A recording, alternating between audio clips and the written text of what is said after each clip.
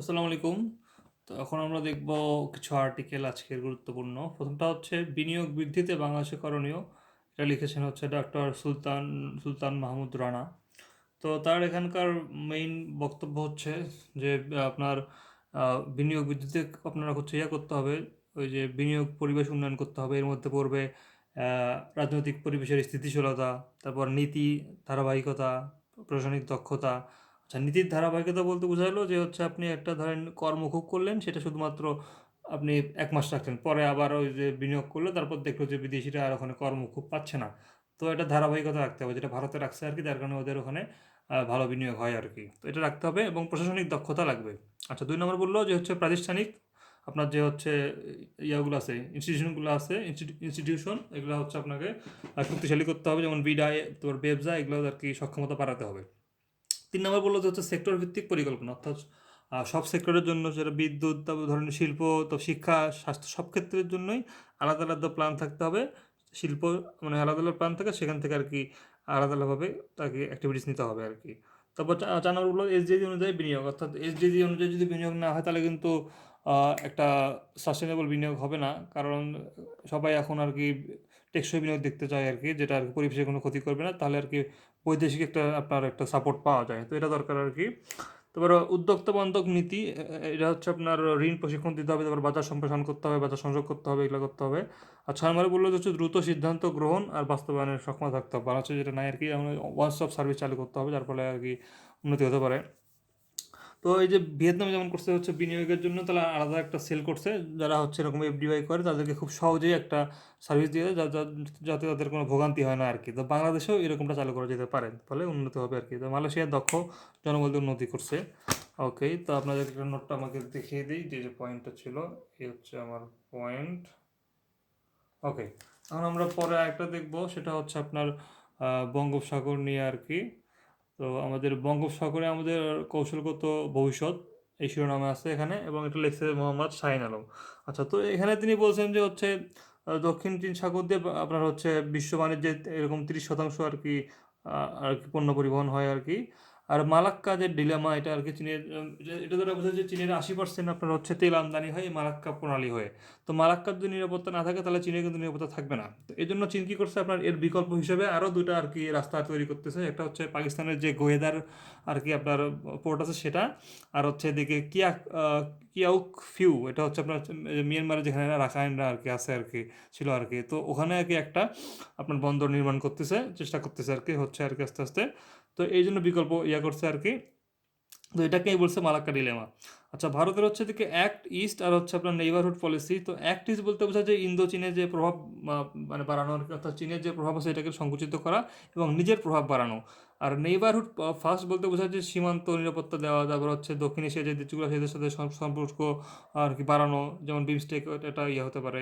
এটা হচ্ছে neighbourhood first. আচ্ছা, ব্যান্ড ওয়াগানিং এখানে একটা পরিভাষা বললো, তো এটা কি, এটা হচ্ছে আপনার বড় রাষ্ট্রের বলয়, আপনার হচ্ছে দুইটা অপশন থাকবে, একটা হচ্ছে বড় রাষ্ট্রের বলয়ে ঢোকা, একটা হচ্ছে বড় রাষ্ট্রের বলয় থেকে আপনার একটা ভারসাম্যপূর্ণ একটা অবস্থান ধরে রাখা। তো যেটা হচ্ছে বড় রাষ্ট্রের বলয়ে ঢুকে গেলেন, এটা হচ্ছে এটাকে বলা হয় ব্যান্ড ওয়াগানিং। এটা কি বলা হয়, ব্যান্ড ওয়াগানিং। আর হচ্ছে বাংলাদেশ যেটা করা দরকার সেটা হচ্ছে ব্যালেন্সিং, অর্থাৎ সবগুলোর সাথে ব্যালেন্সিং করা দরকার আর কি। যেমন রাশিয়ার সাথে যেমন হচ্ছে আপনার ইন্ডিয়া সেখান থেকে আপনার তেল আমদানি করতেছে, আর হচ্ছে আপনার যুক্তরাষ্ট্রের কাছ থেকে আবার প্রযুক্তিতে আবার হচ্ছে আপনার সামরিক সহযোগিতা নিচ্ছে আর কি। তো এভাবে আর কি ব্যালেন্স করা দরকার। তারপর হচ্ছে আপনার বঙ্গোপসাগরে হচ্ছে আপনার যে বাংলাদেশ মানে বঙ্গোপসাগরকে ইউজ করে আর কি বাংলাদেশের আর কি যে সমুদ্র কূটনীতিটা বাড়াতে হবে। যেমন হচ্ছে আপনার হংকং, সিঙ্গাপুরেরা কিন্তু তাদের পোর্ট ব্যবহার করেই কিন্তু অনেক আর কি বড়লোক হয়েছে আর কি। তো এটা একটা মাথায় রাখার জিনিস আর কি। তো এখান থেকে একটুকু ছিল আর কি, আপনাদেরকে নোটটা দেখাই।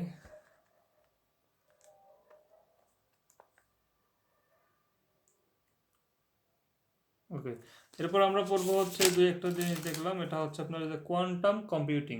তো এটা দ্বারা বোঝায় যে হচ্ছে আপনার কিউবিট আপনার হচ্ছে ইউজ করতে পারে এই কোয়ান্টাম কম্পিউটিং। তো কিউবিটটা কি, এটা হচ্ছে ধরেন আপনার একসাথে আপনার হচ্ছে 0 আর 1কে একসঙ্গে ইউজ করতে পারে, সাইমিলটেনিয়াসলি ইউজ করতে পারে। তো নর্মাল কম্পিউটার কিন্তু আপনার হচ্ছে 0 আর 1কে আলাদাভাবে ইউজ করতে পারে, একসঙ্গে ইউজ করতে পারে না।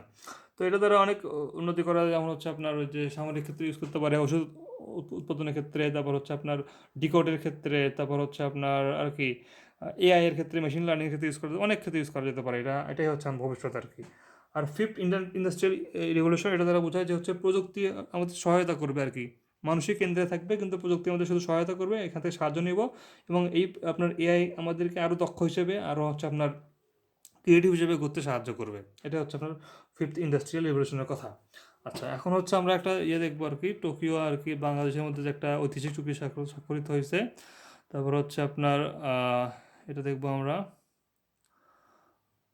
ওকে, এই যে এটা হচ্ছে লিখছে হচ্ছে আপনার এম এস সিদ্দিকি, সিদ্দিকি সাহেব লিখছে আর কি এখানে। তো এখানে আর কি ইয়ার কথা বলা হলো, আমরা আমাদেরকে হচ্ছে আপনার চ্যাট জিপিটি এটা দেখাই।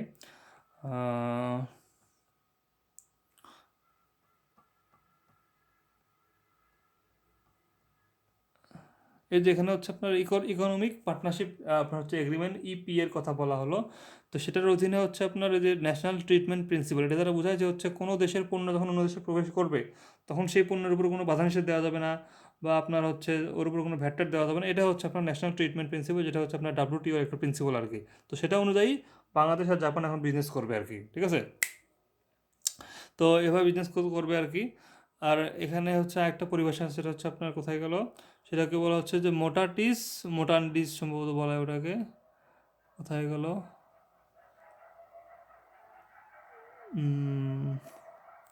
তো এই মোটাটিস মাটান্টিস বলতে বোঝায় যে হচ্ছে আপনার ধরেন কোর প্রিন্সিপালগুলো সেম থাকবে, এর সাথে কিছু একটা মাইনর অ্যাডজাস্টমেন্ট করতে পারবেন প্রয়োজন অনুসারে আর কি। এটা হচ্ছে মোটাটিস মাটান্টিস, অর্থাৎ যে ডাব্লিউটিওর যে কোর প্রিন্সিপালগুলো আছে এগুলোর সাথে কমপ্লাই করে আপনাকে ব্যবসা করতে হবে, শুধু নিয়ম অনুযায়ী কিছু কিছু আপনি মাইনর চেঞ্জ করতে পারবেন আর কি। সেটা এখানে আর কি মেইন ফোকাস আর কি। তো এই আর্টিকেলে আর কি মেইন যেগুলো বললো যে হচ্ছে আপনার আপনার হচ্ছে ইয়া করবে হচ্ছে মানে আপনার ট্রেড যেগুলো আর কি নিয়ে, যেগুলো আর কি নিয়মকানুন, সেগুলো আর কি আপনার ট্রান্সপারেন্ট করতে হবে।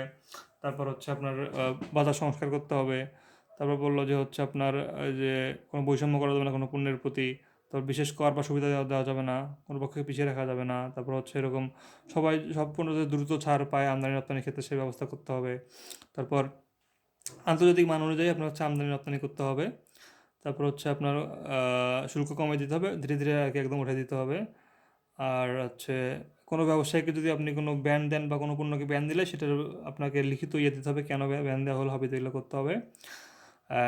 তারপর হচ্ছে আপনার স্বচ্ছতা ইয়ে করতে হবে, সব কিছু আর কি আপনার যেটা কি ইলেকট্রনিক উপায় করতে হবে আর কি। তো এভাবে করলে আর কি মোটামুটি এই চুক্তিটা হবে আর কি, যেখানে বলছে আর কি। তো দেখেন এখানে লাভ ক্ষতি কী হতে পারে, যে সম্ভাবনা বাণিজ্য বৃদ্ধি পাবে আমাদের, তারপর হচ্ছে প্রযুক্তি আর বিনিয়োগের সুবিধা পাবো আমরা, তারপর বাজার খোলার সুবিধা, এটা ফ্রি মার্কেটের সুবিধা পাবো আমরা, তারপর প্রশাসনিক দক্ষতা বৃদ্ধি পাবে আমাদের, আর হচ্ছে ভবিষ্যতের অংশীদারিত্ব এবং আন্তর্জাতিক মান নিশ্চিত করতে পারবো আমরা। আর ক্ষতি কী হতে পারে, স্থানীয় শিল্পের প্রতিযোগিতা ক্ষতি হতে পারে, রপ্তানি ভর্তুকি সাপোর্ট কমতে পারে, নিয়ন্ত্রণ সংস্থার চাপ হতে পারে, একটা অর্থনৈতিক নির্ভরতা হতে পারে। তো এইভাবে আর কি ক্ষতিগত হতে পারে। ধন্যবাদ।